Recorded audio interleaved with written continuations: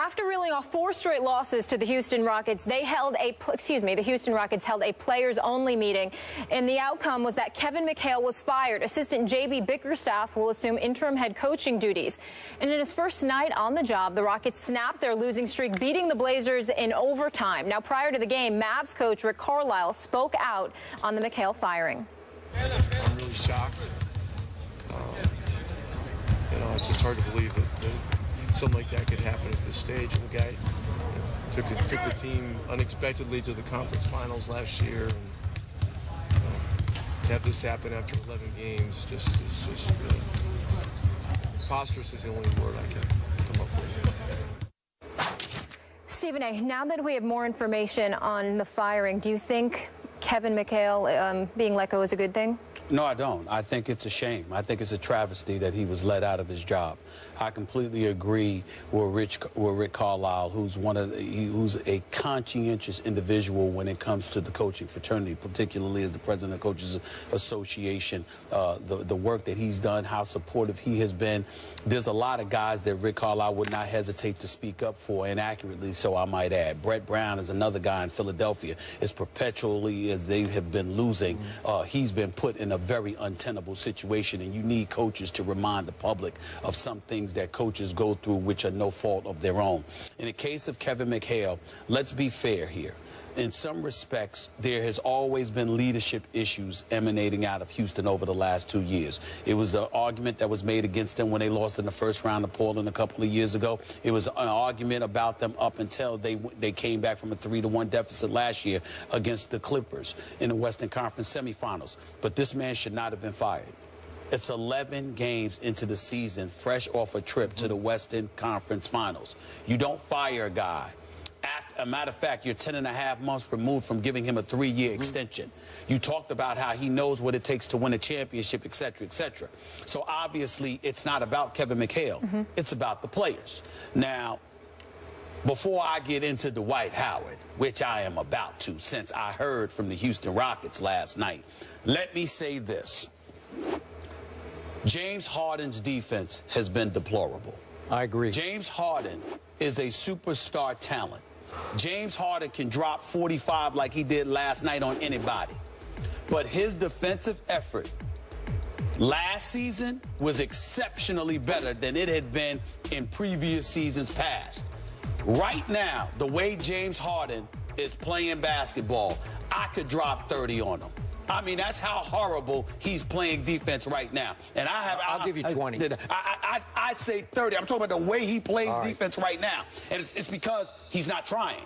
It's not because he can't play. James Harden can do what he wants on the basketball court. And he can be a pretty good defensive player when he wants to be and when he's motivated. But the effort is glaring on the defensive side of the ball. So in that regard, their 4-game losing streak before last night isn't totally on Dwight Howard's shoulders. I think people once again misconstrued what I said when you asked me, who do I blame most? I didn't say he was the only one, but to answer the question was, who do you blame most? It's Dwight Howard, and I still blame Dwight Howard. Here's why.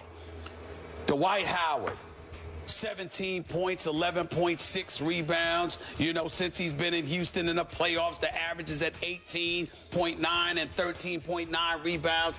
We know that the numbers are something that Dwight Howard will always get because he's too good not to and he's too formidable not to.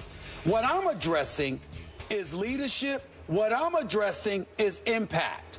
And whether it's because he's not getting the ball enough, whether it's because the environment is a bit too lax, whatever the reason is, Dwight Howard isn't the Dwight Howard that he was those years in Orlando, Skip. Yep. He wasn't even though to a lesser degree in L.A., he was still impactful. When Dwight Howard did something, it made a difference.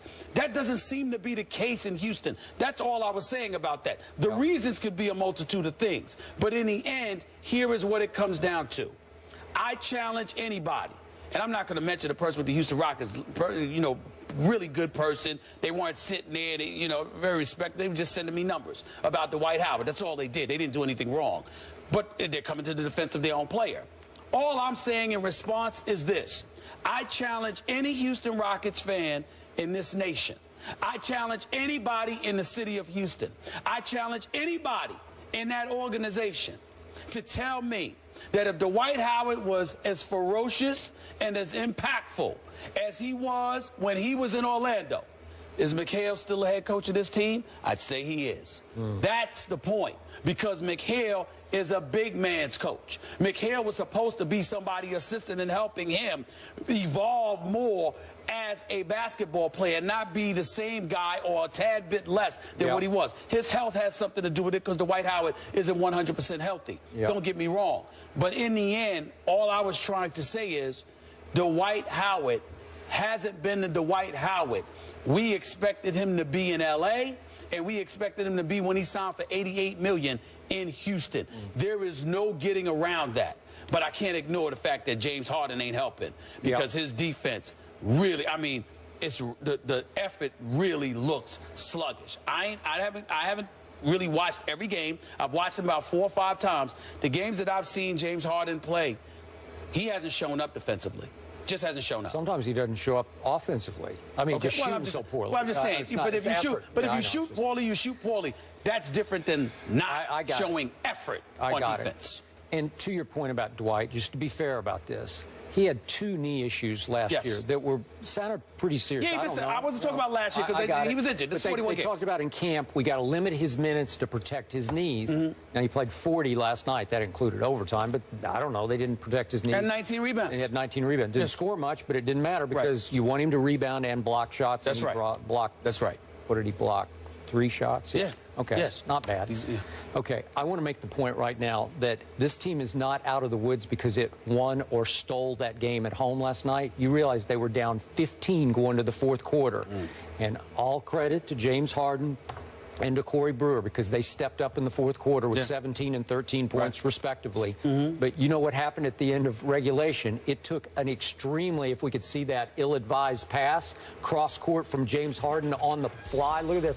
I mean, that should have been intercepted, and Corey Brewer just catches it on the fly and just flings it from 3, and it goes in, and that forces overtime at the buzzer, okay? So that's a little lucky. That was a minor miracle, very lucky. So, but they did pull it off, so now there's a feel-goodness coming back to this team. I did like what Kelvin Sampson told the Houston Chronicle, obviously an ex-Rockets assistant, now coaching the University of Houston, and he predicted, knowing this team as well as he does, they will go on a run now to either show that Kevin wasn't the reason that they weren't playing, or to show that he was. You know, one way or the other, they're going to react to this in a positive manner. So I'm going to put the responsibility on the man who took it at the press conference yesterday. We haven't talked about him, but Les Alexander owns this team, and he said at the press conference, I've never seen my team play as poorly and with less effort. Now, again, this is through 11 games. You know, it's okay, but he's saying never. You know, he's never seen his team. He interjects, but I'm not attributing that to the coach. I just had to do something. So this is a classic case of you can't fire the players, so fire the coach. You have panicked. This is pure early season panic. And to Rick Carlisle's point, it was preposterous. To your point, it was a travesty. I don't get it. I've never trusted this team's basketball character. That's just me. Deep down, whatever this team is made of, as it revolves around its superstars, I don't love it. And I think Kevin Mchale actually did a lot to help that, to give them some credibility on the bench of a Hall of Fame player who's been a pretty good coach. And by the way, I do expect Kevin to wind up back with the T-Wolves, where he's from Minneapolis, played at University, or not from there, but he's from the state. Yes. Hibbing, actually, but he played at the University of Minnesota. And, he was coach for a couple times. So I expect him to go back, and I expect him to be successful wherever he goes, because he's a really good coach. I don't expect him to go back and coach in Minnesota. Let Sam Mitchell, the former coach of the year in the NBA, get a chance. He'll be involved. Be involved in some other capacity. Not the GM, though, because we didn't do that great of a job as a GM. He was actually a better coach than a GM, but that's beside the point. I will say to you, I totally agree with you about maybe that's what it is when we're talking about this team. Maybe it's the character of the team. Yep. Because, again, when you're 3 years in with these guys and you're still looking for leadership inside that locker room, you would think James Harden is, but they're saying no, no, no, that he's feeling himself or whatever. I'm not going to accuse him of that because I don't know that. Yep. But I will tell you that's what folks were saying yesterday. There was a story about how he's been aloof with his teammates. Yes.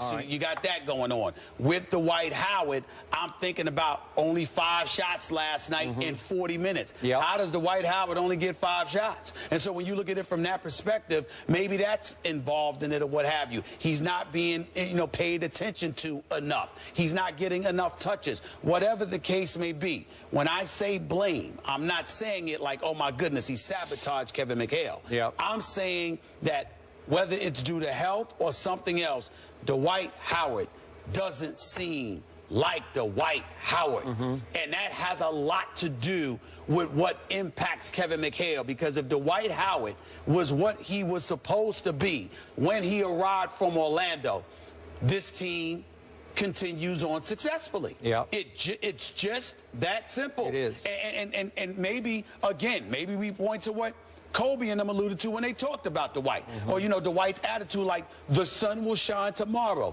It's beautiful here in Texas. People love me. I love them. I'm paying no state income tax while I'm getting this money. Like I was paying the 12.3% state income tax in L.A. I'm good. I'm good. Life is fine. The sun will shine tomorrow. Well, guess what? When you playing with dudes that want to win, that doesn't help you. Yeah. You can't. You, even though, literally speaking, you're going to get beyond it and move forward, you literally cannot have the attitude that, life will be fine, so what, I lost the game. It's got to really kill you. I agree. And it never looks like it kills Dwight Howard. So there were some suggestions in the Houston media that Kevin McHale had lost the locker room. I don't know how you lose it in 11 games after you finished second in the West last year in record and in the playoffs, right? Well, how do you lose it in 11, and why wouldn't the owner give you a chance to win back the locker room? There was a meeting, and it was supposed to be a players-only meeting where nothing was going to get revealed, and I saw 3 different stories. 3 different stories with multiple sources. So clearly there were individuals inside that meeting who wanted the information to get out that they were not vibing with Kevin McHale. So there's but no they other... were also not vibing with James Harden from those reports, right? Whether you want to sit there and say James Harden, because I'm certainly not going to put this part on Dwight Howard, but the point is that the team itself, as players, got Kevin McHale fired. I agree. Simple as that. In the end. In the end, that's what they did. They got him fired because they had that meeting. James Harden was 5th in player efficiency last season. He is 23rd now. Coming up next, is President Barack Obama a bad man? He seems to think so. We'll explain his comments when we come back. I can't wait for this topic. I mean, this is unbelievable. You need to show him more respect. And you can say that nonsensical stuff And then to top that off, you're moody. I'm not joking, bro.